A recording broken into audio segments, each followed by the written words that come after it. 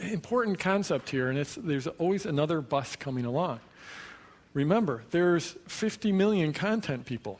There's so many of them, and there's very few of you. So if one of them laughs in your face when you say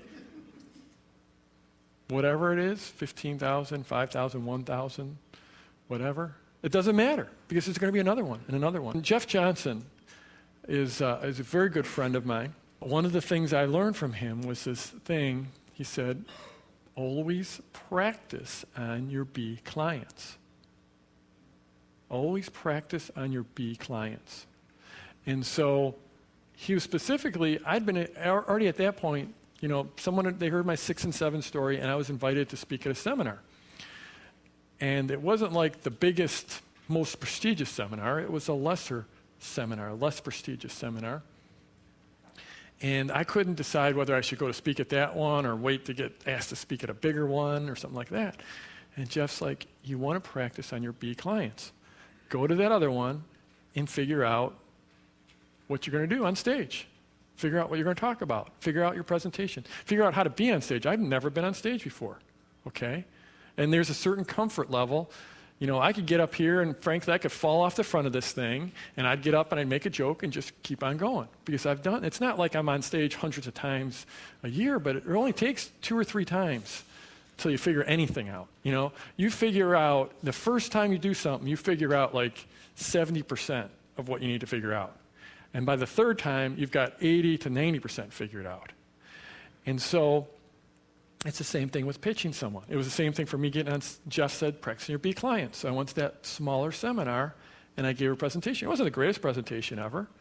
But then by the time I got a few times later on that underground stage, I could rock the house. And it was only probably my 3rd or 4th time on stage, but by the time, you're like a grizzled veteran by the 3rd or 4th time you do something. So that's what you have to do. I just sort of in passing, I mentioned that, saying it in front of the mirror.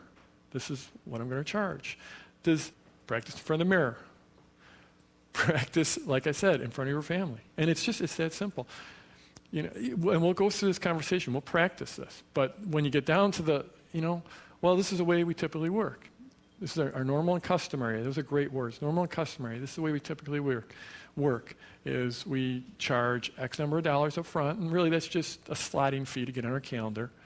And so that because as you understand, this is a process, and we can't take tons and tons of clients. We only have so many spots. So to get you slotted in there and reserve that spot, then it's X number of dollars, and then we'll take the launch. We'll do the launch, and really the way we get paid is by participating in the launch with you. Unless you make a ton of money, we're not going to make much money at all. And so this really is, this is a deal where we work together, and I get paid on the results. If I don't bring you results, I'm not really getting paid. And so when you get in front of that first client, you could totally hose it up. Doesn't matter, because it's next. There's another bus coming along, because there's millions of those experts, millions of those content people, millions of those business people that don't know how to sell stuff. Or even if they know how to sell stuff, they don't have a clue what a launch will bring them. So if you screw up the first one, that's fine. You screw up the second one, that's fine. If you get to the 300th one and you're still screwing it up, then we got a little problem. But you won't be. You'll be doing just fine.